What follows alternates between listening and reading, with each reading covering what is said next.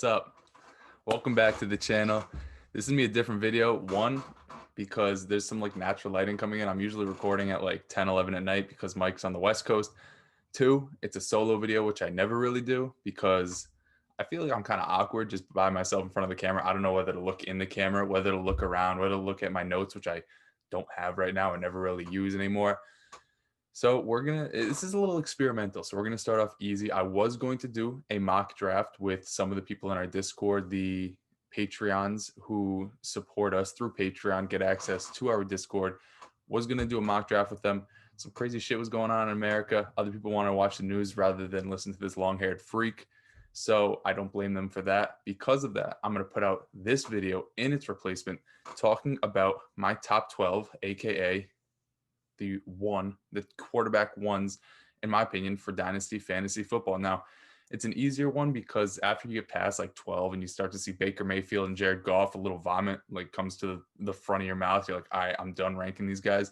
So it's an easy cutoff there, but also because people like to talk in kind of absolutes, like, oh, this guy's a quarterback one, this guy's a quarterback two, this guy stinks like Drew Lock. So the top 12, aka the QB ones, will be what I'm covering today. They will be in tiers. So again, I'm not going to be speaking absolutes. I'm not going to say this is my quarterback four. I'm completely against moving him up or down. Although I think my quarterback four may be Herbert, a little sneak peek, so he won't be moving down. It's just more so of my way to gauge values of these type of players. I'll probably do some on my running back ones, my wide receiver ones, and my tight end ones, which after the top three, there's no point of really going too in depth on anybody else. But if you guys enjoy this type of video and you want me to continue this series, no matter how awkward this one-on-one can be, leave a thumbs up. Leave a thumbs down if you don't enjoy. I mean, shit like that happens, man. Some things don't work out. I quit the Thursday Night Football recap pretty early because one, the Jets played on Thursday night way too many times, and two, because I didn't think it brought too much value. But I think now that we're in the offseason, full swing of things, the fact that redraft leagues are over, a lot of your favorite teams probably aren't in the playoffs because a lot of you guys probably like the New England Patriots because they were so dominant for so long. You hopped on the bandwagon. I think you're going to be looking more towards Dynasty, and that's why you're subscribed to this channel. So what better way to kick it off than going through each position's top 12 and, at least from my point of view, trying to help gauge these players' value. So if you want to trade down at a position, you at least understand where I stand on them. So if you have to ask me a question, you'll kind of understand it without having to ask me on Twitter and the YouTube comments, via email, carrier pigeon, whatever type of mode of transportation and communication you use. This will just be an easier way. I will timestamp this video. Might not do it for the other ones. We'll see. We'll see how you guys act in the comments. If you're not acting up, maybe I'll timestamp the future videos. But without further ado, let's hit that intro. Aha! Me and my son. Hit it. Yeah. Did I really just do double finger guns? Goddamn. All right, quarterback one. I think everybody knows this. He's in a tier of his own. He's in a league of his own. Shout out Tom Hanks. I think that he was in that movie. Scott, if you're watching this, you know damn well I've seen like 5 movies in my life, but I think A League of Their Own was Tom Hanks' women playing baseball, something like that. That is correct. We got Patty Mahomes. Talking about former baseball players, like his dad was a baseball player. He goes out there. He doesn't even look when he throws the ball. He's an animal. I'm not going to go too deep into Patrick Mahomes' pause because we all kind of know who he is. He is a big arm quarterback who has shown recently he can run the ball a lot. I think, through his first couple of years in the league, obviously his first year, he didn't really play too much. Alex Smith was like a god in Kansas City for a while. He didn't have to rely on his legs his second year, through 50 touchdowns, and that's what we thought he was. But I think he kind of turned it on a little bit last year in the playoffs when he was running the ball a little bit more. He brought that into this year. I think he was hovering around 300 rushing yards. He only played 15 games. And adding about 20 rushing yards a game doesn't seem like a whole lot. But when you take into consideration the fact that in a 4-point per touchdown league, passing touchdown, I can never say 4-point per passing touchdown league. That's actually why I had to cut the video, because I keep stuttering over those words in unison. But in those league formats, when you get 20 rushing yards, that's half of a passing touchdown. So a guy like Patrick Mahomes, who's averaging 2.5, near 3, probably over 3 passing touchdowns a game throughout the rest of his career, when you add just another half of a passing touchdown a game by way of your legs, all that does is prop up your floor and extend your ceiling, really. So he's somebody that I think is the unquestioned number one. I know there's a lot of debate between him and Lamar Jackson heading into this year. Obviously, Lamar Jackson didn't have the MVP caliber type of season we saw out of him in 2019. He's still a very good quarterback for fantasy. You guys can argue in real life, whatever you want. All I know is my Chargers kind of shut him down a few years ago as a rookie. I'm happy enough with that. Nani? Birds flying. This natural lighting, it's crazy. I get distracted by shit. Maybe I should just put the blinds down. Look at all those chickens. But Patrick Mahomes, easy quarterback one. The longevity's gonna be there. He's still wicked young. He's surrounded by a guy like Kelsey, who he's older, but we've seen tight ends of his caliber who aren't always in the trenches. I'm in the trenches, relax. Like a George Kittle getting injured. He's been healthy for the better portion of his career. I know early on he was injured, but 31 years old, has shown no signs of slowing down. Tyreek Hill is there for the long haul. He's elite. And then other than that, they don't have too many weapons, but that just plays in his favor because if he can throw 38 touchdowns, 50 touchdowns, however many touchdowns he's been throwing without weapons, imagine if they add weapons. And if they don't add weapons, he's still going to be great. So he is the clear-cut quarterback one for me, and he is in a tier of his own. Now, to kick off tier two, I think this is a guy, personally, I was super high on coming into the year, not to pat myself on the back or put my hand on my chest about it, but Josh Allen has proven throughout his entire career to take crazy leaps and improve his game. He was a kid at Wyoming who I didn't know much about. I wasn't too much into the Dynasty scene back then, which you guys are going to call me frauds because I was like 3 years ago. I don't really care. I'm open and honest. I haven't been in the Dynasty scene all too long, but Josh Allen was a kid coming out of Wyoming who put up like Trevor Siemian-esque numbers. All he had to his name was big hands, a big arm, look good in shorts, and he could run a little bit, which I guess is what the Chargers saw in Justin Herbert. But there really wasn't much pedigree there coming out of Wyoming. He goes 7th overall to the Bills. Bills fans jumped through tables. They were going to do that regardless of who they picked, even if it was like fucking Josh Rosen. He goes out there as a rookie. Does not look great, thrown in kind of halfway through the season. But for fantasy, down the stretch, he did well because he could run. Then in his second year, he improved a little bit as a passer. They didn't have Diggs at the time. They added a guy like John Brown, who was like an 80% of a Stephon Diggs, a little discount version. And we saw Josh Allen slowly begin to get a little bit better. So I was jumping on the bandwagon, the Buffalo Bills bandwagon, heading into this year because I thought the strides that he showed from year 1 to year 2 could only continue to improve in year 3. I did not expect this sort of jump. The guy is absolutely incredible. He deserves to be in the MVP race. He brought this team to a crazy record. They added a guy like Stephon Diggs by trading their first-round pick. I know everybody says it, but it really did help out both teams, getting Justin Jefferson in Minnesota, bringing Stephon Diggs to Buffalo for Josh Allen. And the thing I like there is, Brian Daboll might be gone this offseason because he is such a good OC that a team like hopefully the Chargers wants to invest in and bring in as a head coach. And, a beautiful offensive mind, a beautiful mind, another movie I've never seen. I think common sense will dictate, even if they do lose their offensive coordinator, they have found the formula to help Josh Allen succeed. What that is just throwing the ball a million times a game. This team does not need to rely on the run. They added a running back 2 years in a row, and they went from a run-heavy team that relied on their defense to one that airs it out. And we saw what happened in this offense. They go into the playoffs. They're one of the most dominant teams. I'm recording this before the playoff weekend. Hopefully I get out to you guys before wildcard weekend. But I think this is a team that can really challenge the Kansas City Chiefs in the AFC because their offense is so explosive. And the fact that they have found out how to build around Josh Allen, the fact that he can run the ball.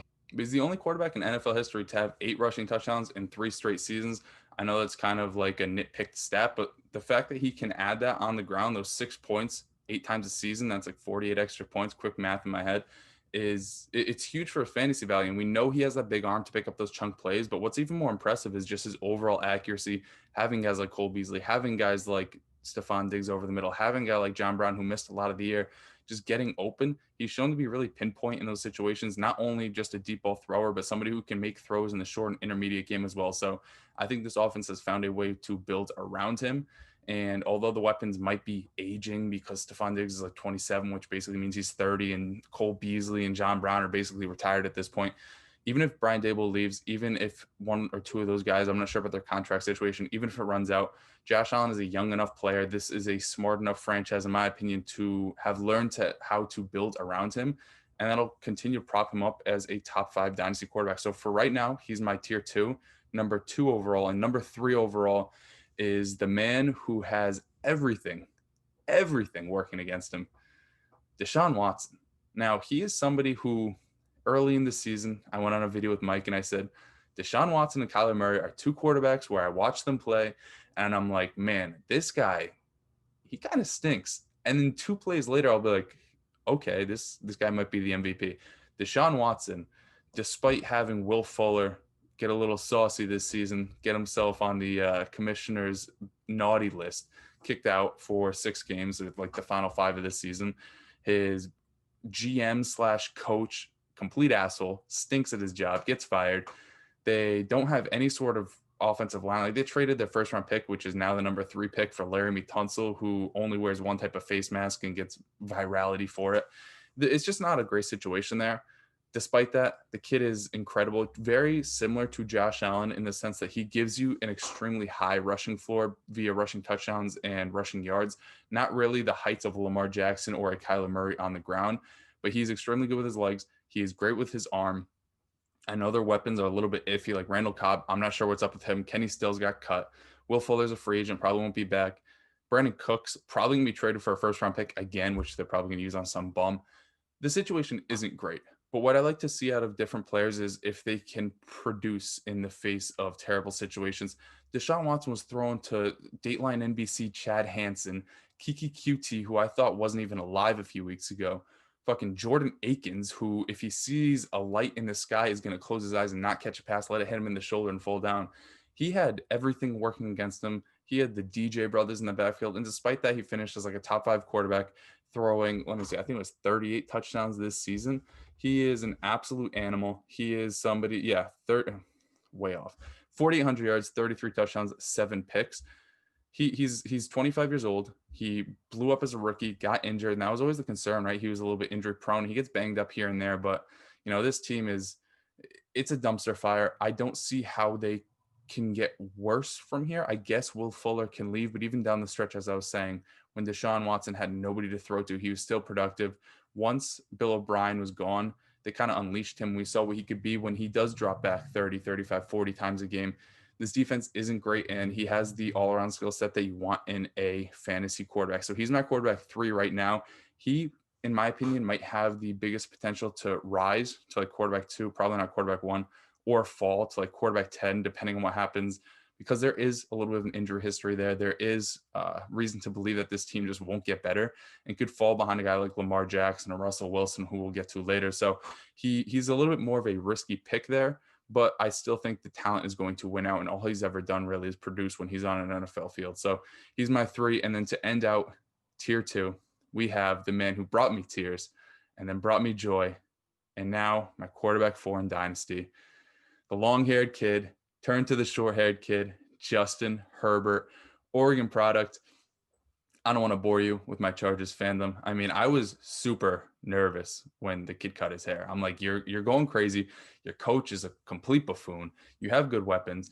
Then you cut your hair. It's like the whole Samson situation. Like, are you going to lose your power? Which I don't get why he cut his hair. I mean, maybe he didn't like it. People are going to tell me to cut my hair because this shit's like a fucking mess, but it plays. So I don't want to spend too much time on his hair. I want to talk about how he was as a quarterback. I thought he was going to be a bum. I kind of did that like as an RJ to be like, oh, he sucks. And then if he does well, it's like a win-win situation. I'm either right about him sucking or my team does well. So it was kind of a cop-out for me to do that. But all he did throughout the entire season was produce. And, he's a guy who wasn't even expected to really start this season. It took the starting quarterback, Tyrod Taylor, getting stabbed in the chest, his lung collapsing, and then them being like, okay, we have our 6th overall pick. He's our emergency quarterback. Your emergency quarterback is 100 times better than your starter. So maybe he shouldn't have been an emergency quarterback in the first place. Against the Chiefs in his first ever NFL action, he went down to the wire, lost by 3 points, which is the most Chargers thing you can do. But he just continued to show out against the Tampa Bay defense that looked good to start the season. He torched them. That was kind of his coming out party. Maybe they just want to build rookies' confidence because they did the same shit against Daniel Jones and now he stinks.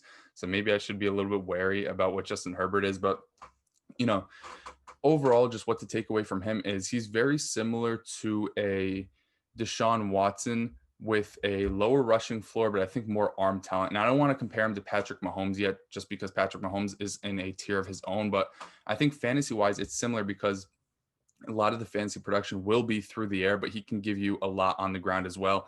And I think with the weapons that they have there, with Eckler out of the backfield being extended, Keenan Allen there, although a little bit older, he's somebody that I believe can produce into like the early 30s because of the skill set he has.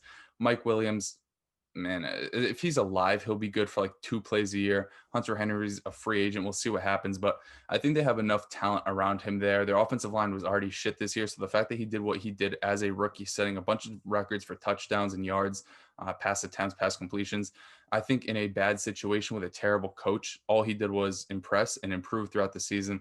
If they bring in a Brian Dable or a Joe Brady or any type of offensive mind, you could say I'm a little bit too optimistic on Herbert, and I could agree, but you could also say the same shit if I had ranked Kyler Murray in my top 5 last year, which is about where he's at, or Lamar Jackson after his rookie year, where he showed a lot less than what Justin Herbert showed. So for me right now, he's my quarterback 4. And then that's the end of tier 2, bringing me into tier 3. Now I'm going to go a little bit quicker because I realize I'm taking a long time going through these guys.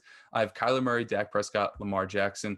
Kyler Murray and Lamar Jackson, in my opinion, are very similar. I do have Kyler Murray at 5 and Lamar Jackson at 7 because I think the disparity between them comes by way of arm talent. I know that Kyler Murray at this point of his career is nowhere near as accurate as at least I thought he would be. His completion percentage numbers actually aren't terrible. I believe it's like even better than Patrick Mahomes. But when you watch him play, a lot of his completions are just like short dump offs over the middle, which is what Cliff Kingsbury, I guess, his offense is predicated around. Like he has all these great quarterbacks and he uses them as if they're all Alex Smith and Ryan Fitzpatrick, which, you know, good on you, Cliff. You've never won more than like 7 games in your career, which is kind of crazy. You still have a job. But Kyler Murray, to me, compared to Lamar Jackson, I'll just take him because I do think that the arm talent has the ability to improve and has more potential than what Lamar Jackson does. Not taking anything away from Lamar Jackson because he's obviously taken strides from year 1 to year 2. A little bit of a step back in year 3, but still good enough for a fringy like top 6, top 7 quarterback performance. I just think Kyler Murray, his arm is a little bit better than what Lamar Jackson's is. And in terms of the ground game, Kyler Murray might be a little bit further behind Lamar Jackson, but I do think Arizona has more question marks in the backfield in terms of their actual running game. We saw what Kyler Murray could do on the ground this year, taking the ball himself on a bunch of different read options and just scoring on his own. Whereas Lamar Jackson has a guy like Gus Edwards, who I think is like an ERFA. Don't ask me what those letters stand for. All I know is it means he's probably going to be back in 2021. They have J.K. Dobbins, who completely showed out down the stretch. So I do think that the touchdown numbers will be similar between these two guys on the ground. I just trust Kyler's arm a little bit more than what Lamar Jackson's is at this point. Given they're both so young, obviously they could improve, but where they're at right now, I'll give the slight lean to Kyler Murray. Now, obviously, we also have Dak Prescott in this tier. He is not the runner that these other two are. He's not necessarily as willing as he is, and especially coming back from the injury he sustained, I'm not so sure his first year back he's going to want to run the ball a lot. But if Dallas does decide to bring him back, we saw what this offense now is. Zeke is a little bit washed up. Tony Pollard, everybody thinks is great, but he's a backup for a reason. And Dak Prescott was on pace for almost 6,000 passing yards. The passing touchdowns weren't through the roof. It was hovering around 30 for his pace, but he has shown the ability to call his number on the goal line as well. So although he's not picking up 800, 900, 1,000 rushing yards in the season, he's consistently hovering around 5 or 6 rushing touchdowns. And when you add those extra 30 to 36 fantasy points on the ground, it might not sound like a lot, but through a 16-game season, that's like 2.5 more fantasy points on average per week. So when he can throw the ball as well as he was showing he could with the weapons he has in a young CeeDee Lamb, Blake Jarwin got hurt early. We'll see what happens with Michael Gallup, and then Amari Cooper's there as well, and then a pass catcher like Zeke or Tony Pollard out of the backfield. If Mike McCarthy sticks around and they want to continue this type of offense that airs the ball out 40, 50 times a game because their defense sucks so bad, and the defense did get a little bit better down the stretch, but if their defense is half as bad in 2021 as they were in 2020, then I have no doubts that Dak Prescott is going to continue to reel back and throw the ball. And then on top of that, right, even before this year, his first 3 years in the league, the guy was a quarterback, I think it was a quarterback 11, 6, and 6 or something like that. Basically, Josh Allen, my argument for him coming to this year was like, okay, every week you rank him inside the top 8. Every year he finishes top 8. Why not have him as a top 8 dynasty quarterback? Well, Dak Prescott, every week you rank him top 5. Every year he finishes fringe top 5. Why not have him as a fringe top 5 dynasty quarterback? Which is where I have him at my quarterback 6. So that wraps up tier 3 for me with Kyler Murray, Dak Prescott, Lamar Jackson. Shuffle them in whatever order you want. And I also think Justin Herbert deserves to be probably closer to this tier than tier 2. But as a Charger fan, I have to stand in his corner because not many other people were in the offseason, including me. And this will bring us to the final tier, 8, 9, 10, 11, 12. My tier 4, it is Russell Wilson, Joe Burrow, Jalen Hurts, Aaron Rodgers, and Ryan Tannehill. Now, Russell Wilson is a complete enigma. If I were to do this video through like the first 6, 7, 8 games of the season, Russell Wilson might be my dynasty quarterback one. The guy was Mr. Unlimited or whatever he wanted to call himself. You gotta be unlimited. You gotta have a thought process of being unlimited. The most fraudulent nickname ever, because once he became unlimited, they're like, okay, let's scale it back. Let's make you a little bit more limited. Let's make you the nerd that you are. Let's hand the ball into Carlos Hyde, DJ Dallas, Chris Carson, Alex Collins. Let's just put it into their chest 30 times a game. Well, let's not throw anymore, which makes no sense to me because this offense was absolutely cooking through the first half of the season. They realized maybe they shouldn't do that for whatever reason. And Russell Wilson's numbers really de-escalated through the second half. And not to say that I expect that to happen every year, but I expect that to happen every year because you watch and you look at the numbers every single season. It's really a tale of two halves for Russell Wilson. It's been that way for quite a while. Like this year, weeks 1 through 8, the guy threw 2,500 passing yards, 28 touchdowns, 8 picks. He also had a 265 and a tug on the ground. And then you look at the second half of the season, which just played out, 1,671 yards, 12 touchdowns, 5 interceptions. He did run 248 yards on the ground and a touchdown, but it was a tale of two halves this year. There was that year with Doug Baldwin. Let me see if I can go back and find it. I think during the second half of the year, he just went absolutely crazy. Okay, this was a while back. This was over his last 7 games of that season. 1,900 yards, 24 touchdowns, 1 interception, as compared to his first half or a little bit more than half of that season in 9 games, 2,000 yards, 10 touchdowns, 7 picks. So it's happened multiple times in his career. And I'm not going to say we should expect this every time, that if he plays 8 games in a row very well, sell him because then he's going to fall off. It's just the inconsistency of this offense.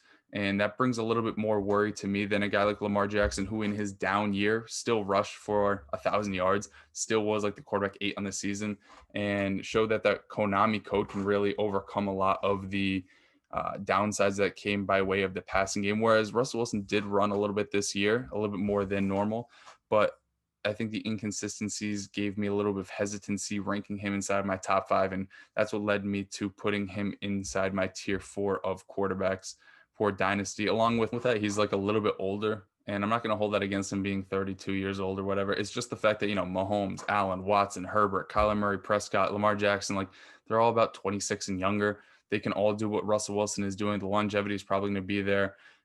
They all have big arms and can run the ball. So to me, it's just like they're younger versions of Wilson, and there might be less question marks for them. At least their potential lends there to be less question marks than what we see out of Russell Wilson in Seattle right now. So he's my quarterback 8.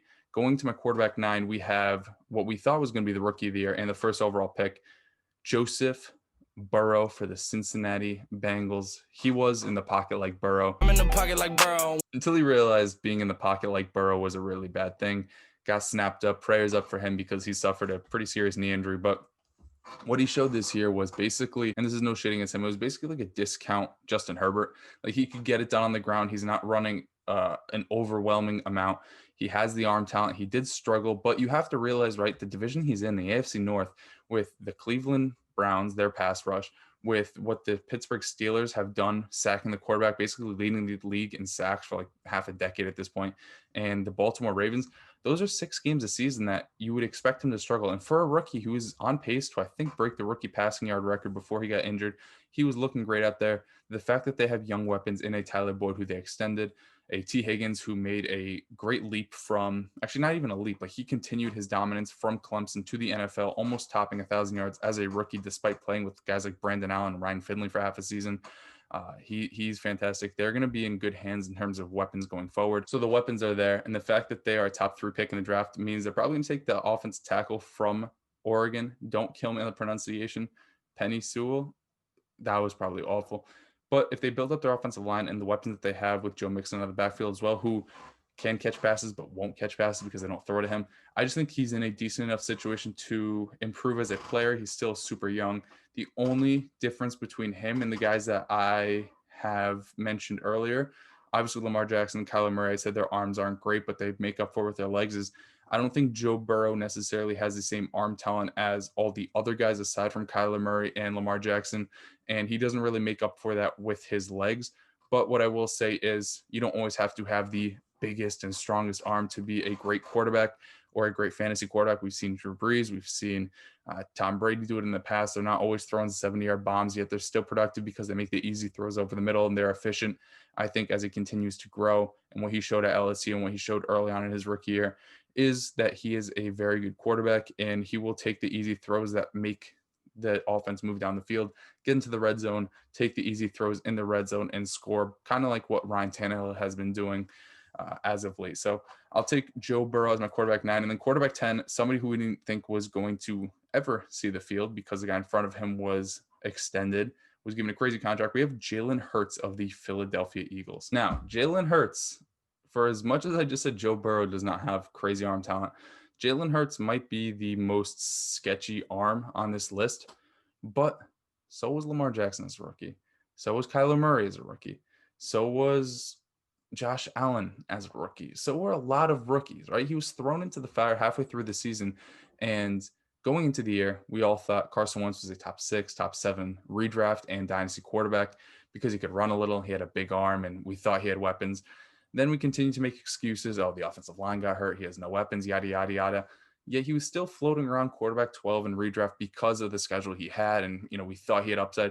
The guy fucking sucked. And then they bring in a guy like Jalen Hurts, who all of a sudden, once he starts playing, the excuses of no weapons, the excuses of offensive line disappears. I don't know why that's the case. It's just the nature of fantasy football, I suppose. But despite not having an offensive line, despite having guys like Alshon Jeffrey for some reason getting on the field in front of a Travis Fulgham who broke out in the middle of the season, despite everything working against him, he was, for fantasy at least, very, very good, very elite, basically acting as a fringe top 5 quarterback down the stretch, weeks 14, 15, and 16. If we want to look at his weekly averages, he was averaging 282 passing yards and 1.7 passing touchdowns, which isn't anything spectacular, but on the ground, right? Toting the rock 12.7 times a game for 79.3 yards and 0.3 touchdowns a game. Obviously, in a 4-point per passing touchdown league, he's going to be more valuable because he is not the biggest arm talent, but he makes up for that with his legs. And just looking at his numbers, right? 1.7 passing touchdowns a week isn't great, but with 79.3 rushing yards, that basically means he's adding 2 more passing touchdowns on top of that 1.7. So he's basically giving you around 3.5 passing touchdowns a week for a quarterback that isn't known for his arm.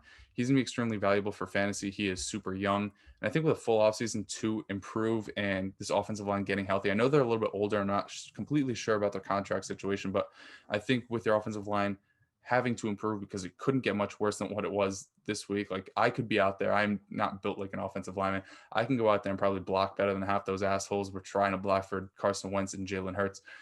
I think that Dallas Goedert is obviously going to get a little bit more healthy in this offseason. Jalen Reagor as well. Hopefully Deshaun Jackson can play for more than like 1 game next year. And, they're a top pick. Maybe they added Jamar Chase who can stretch the field. And although Jalen Hurts doesn't have the biggest arm, he didn't have too many weapons to help him display the arm he had. And he did have that like 180-yard touchdown to Deshaun Jackson. So it's not like he can't throw the ball downfield.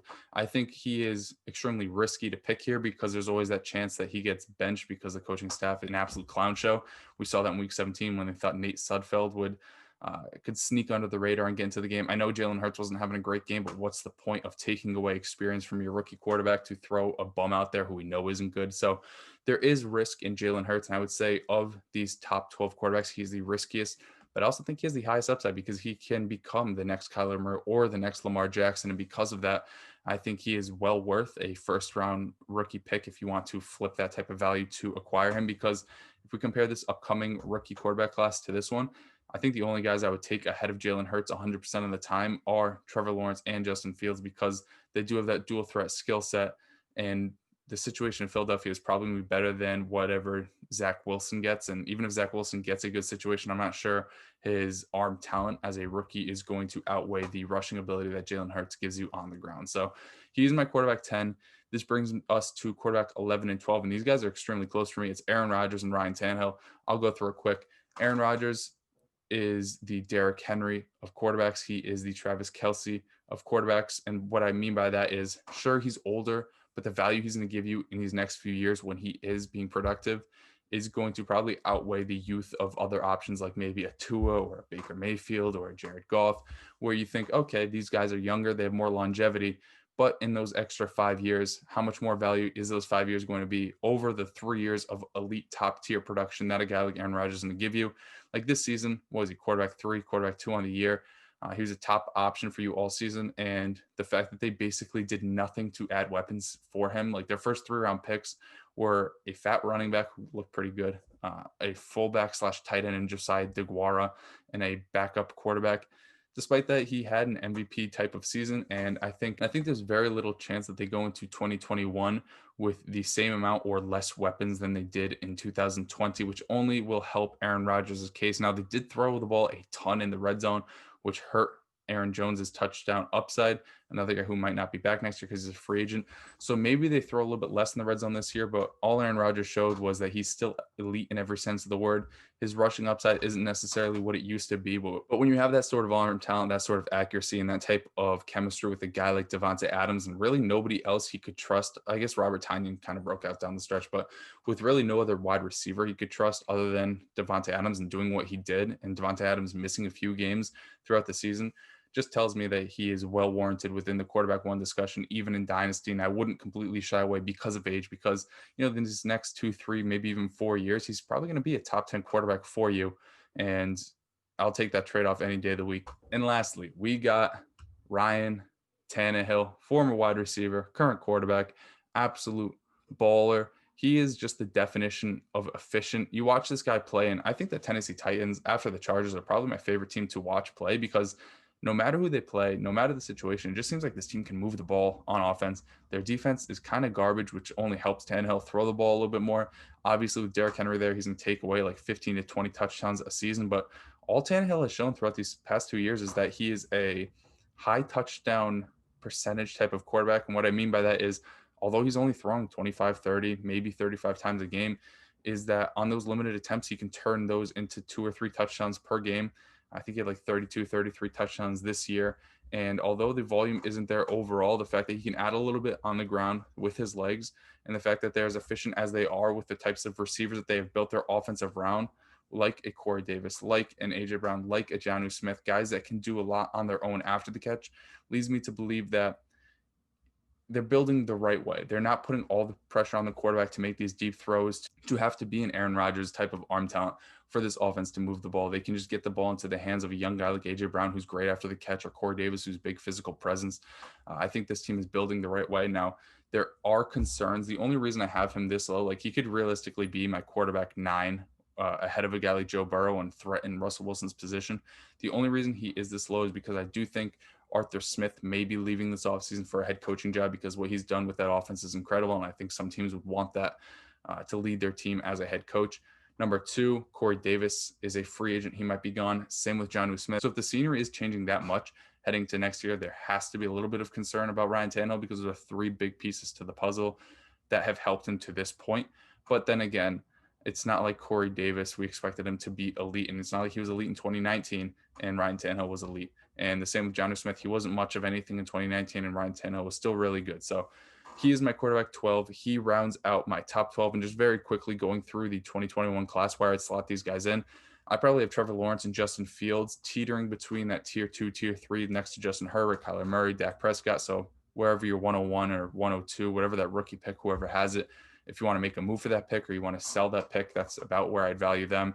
As far as a Zach Wilson, Mac Jones, Trey Lance, I'd probably have them at the end of the tier I just mentioned with Ryan Tannehill, just because there's a little bit more question marks about their draft capital, where they're going to land, and their skill set at the next level. I know Trey Lance is a complete dual threat quarterback, but he's also playing at North Dakota State, which is where Carson Wentz went, and we saw what happened with his career. So that's where I have them right now. Obviously, it's not too smart to sell your rookie picks at this point, because they will inflate in value as the year goes along, as the combine rolls around, and as the draft happens. But just a little quick early speculation on where I will rank these guys. And as we do the running back and wide receiver and tight end video, if you guys want to see those, I'll also touch on guys like Najee Harris, Travis Etienne, Devonta Smith, Jamar Chase, all those guys. I will give you guys hints as to where they would fall inside of my running back 1 or wide receiver 1 type of rankings early on in the process, at least. So that's going to do it for this video. If you guys enjoyed, leave a thumbs up. If you didn't, leave a thumbs down. Let me know what's going on. I got this Ole Miss thing. So shout out AJ Brown, shout out Evan Ingram, shout out DK Metcalf, shout out, I think he was like a Hawaiian quarterback who couldn't get any of them the ball. But that's going to do it for this week's video. Subscribe if you're new, and debate in the comments who your top 12 is and where you would rank your guys, because nothing's absolute, and I respect you guys' opinions. Let me know why you have Baker Mayfield in your top 12, or Tua in your top 12, or Tom Brady in your top 12 for the same reasons I have Aaron Rodgers in mine. So that's going to do it for this week's video, and we're out. Peace. I'll whoop your ass. Your girlfriend look like my mom. We're gonna have a good day, and all my homies gonna